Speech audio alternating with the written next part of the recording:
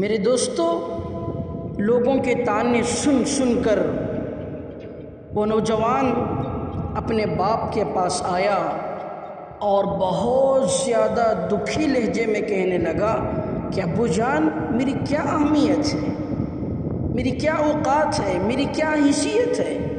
یہ سن کر باپ نے اپنی الماری سے ایک انوکھا پتھر نکالا اور بیٹے کے ہاتھ پر رکھتے ہوئے کہا کہ یہ پتھر کل صبح فلاں بازار میں بیچنے کے لیے لے جانا، اور کوئی بھی اس کی قیمت پوچھے تو منہ سے ایک لفظ بھی نہیں کہنا، صرف 2 انگلیاں اٹھا دینا، ایک شہادت کی انگلی اور ایک درمیانی انگلی، ان 2 انگلیوں سے صرف اشارہ کر دینا۔ بیٹا حیران ہوا، لیکن باپ کی بات پر عمل کرتے ہوئے اگلے دن صبح اس بازار میں پتھر لے کر پہنچ گیا۔ وہ تقریباً آدھا دن وہیں چپ چاپ کھڑا رہا اور وہ پتھر لینے کے لیے کوئی بھی نہیں آیا۔ آخر کار جب وہ گھر جانے کا ارادہ کرنے لگا تو ایک شخص اس کی طرف آیا اور پتھر کی قیمت معلوم کی، تو نوجوان نے جواباً ہاتھ کی 2 انگلیاں اٹھا دیں۔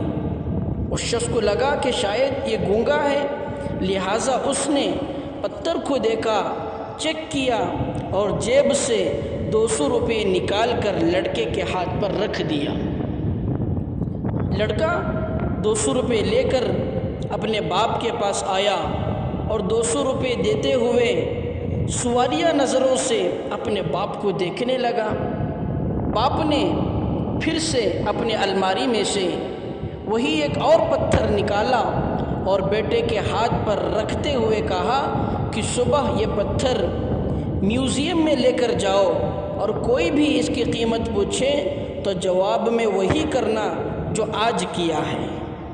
لڑکا اس بار پھر سے حیران ہوا اور صبح ہونے کا انتظار کرتے ہوئے سو گیا۔ اگلے دن میوزیم پہنچا اور ایک جگہ پر پتھر رکھ کر کھڑا ہو گیا۔ لوگ آتے رہے اور پتھر کو دیکھ کر جاتے رہے، لیکن کسی نے بھی اس پتھر کی قیمت معلوم نہیں کی۔ بہت دیر کے بعد میں ایک عورت آئی اور پتھر کو اچھی طرح دیکھنے کے بعد قیمت معلوم کی، تو لڑکے نے وہی 2 انگلیاں دکھائیں اور انگلیوں سے اشارہ کیا۔ عورت نے کچھ سمجھتے ہوئے اپنے پرس میں سے 2000 روپے نکالے اور لڑکے کے ہاتھ پر رکھ دیے۔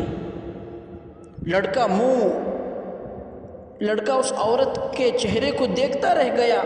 وہ جلدی جلدی گھر گیا اور باپ کو سارا واقعہ بتایا۔ جواب میں باپ نے پھر اپنی الماری سے ایک اور وہی پتھر باہر نکالا اور بیٹے کو دیتے ہوئے کہا کہ اب آئندہ کل صبح اس پتھر کو فلاں مارکیٹ میں لے جانا اور بیچنے کے لیے وہاں پر کھڑا ہو جانا۔ اس بار لڑکے کو اتنی تشویش ہوئی، اتنی پریشانی ہوئی کہ ساری رات صبح ہونے کے انتظار میں سو بھی نہ سکا۔ آخر کار صبح ہوتے ہی مارکیٹ پہنچ گیا اور ایک جگہ کھڑا ہو گیا۔ ابھی کچھ ہی دیر ہوئی تھی کہ ایک نوجوان لڑکی اس کی طرف آگے بڑھی اور پتھر کو دیکھ کر قیمت معلوم کرنے لگی۔ لڑکے نے حسب معمول 2 انگلیاں اوپر اٹھا دیں۔ یہ دیکھ کر وہ لڑکی جہاں سے آئی تھی تیز قدموں سے واپس چلی گئی۔ تھوڑی دیر کے بعد وہ لڑکی اپنے شوہر کے ساتھ واپس آئی اور کہنے لگی، دیکھیے، جس پتھر کو آپ اتنے دنوں سے ڈھونڈ رہے تھے وہ مجھے مل چکا ہے اور اس کی قیمت بھی صرف 2 لاکھ روپے ہے۔ لڑکے نے 2 لاکھ کا نام سنا اور ہکا بکا رہ گیا۔ ابھی وہ کچھ کہتا، لڑکی کے شوہر نے 2 لاکھ روپے نکال کر لڑکے کے ہاتھ پر تھما دیے اور خوشی خوشی دونوں میاں بیوی چلے گئے۔ اب لڑکا کبھی 2 لاکھ روپے کو دیکھتا، کبھی ان جانے والے کپلز کو دیکھتا۔ آخر اس نے فیصلہ کیا کہ آج ابو جان سے ماجرا جان کر ہی رہوں گا۔ جلدی جلدی گھر آیا اور اپنے باپ سے کہنے لگا کہ میں نے 3 بار آزمایا اور ایک ہی پتھر کو 3 الگ الگ قیمت میں بیچ دیا، آخر اس کے پیچھے کیا راز ہے، کیا بات ہے؟ باپ نے شفقت سے اپنے بچے کو دیکھا اور کہا، بیٹا یہ تینوں پتھر ایک جیسے ہی تھے، لیکن ان کی قیمت لگانے والے الگ الگ لوگ تھے۔ پہلی جگہ وہ بازار میں تھا جہاں اصل جیسا نقلی مال بکتا تھا، دوسری جگہ وہ میوزیم تھا جہاں لوگ انوکھی چیزیں خریدنے آتے ہیں، لیکن وہ سب شوقیہ ایسی چیزیں اپنے گھروں میں رکھتے ہیں، انہیں اصل قیمت سے کوئی سروکار نہیں ہوتا۔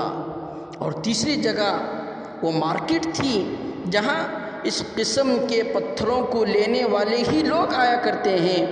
تم نے دیکھا کہ جو پتھر 2 لاکھ روپے کا بک رہا ہے، لوگوں نے اس کی قیمت 200 اور 2000 روپے لگاتی ہے، کیونکہ وہ جگہ اس پتھر کے لائق نہیں تھی۔ یہی مثال ہم انسانوں کی بھی ہے، ہمیں کبھی بھی ایسی جگہ نہیں رہنا چاہیے جہاں ہماری کوئی اہمیت اور ہماری کوئی وقار اور حیثیت نہیں ہوتی، جہاں ہماری 2 کوڑی کی بھی حیثیت نہیں، جہاں نہ عزت ملتی ہے نہ عزت دار لوگ ملتے ہیں۔ اگر ہم ان لوگوں کے ساتھ رہیں گے تو معاشرے میں ہماری کوئی قیمت نہیں رہے گی، ہماری قیمت کم ہوتی رہے گی۔ لیکن اگر ہم وہاں رہیں گے جہاں ہماری قیمت ہے، جہاں ہماری جگہ ہے، تو دنیا ہماری اہمیت کو اور ہماری حیثیت کو سمجھے گی۔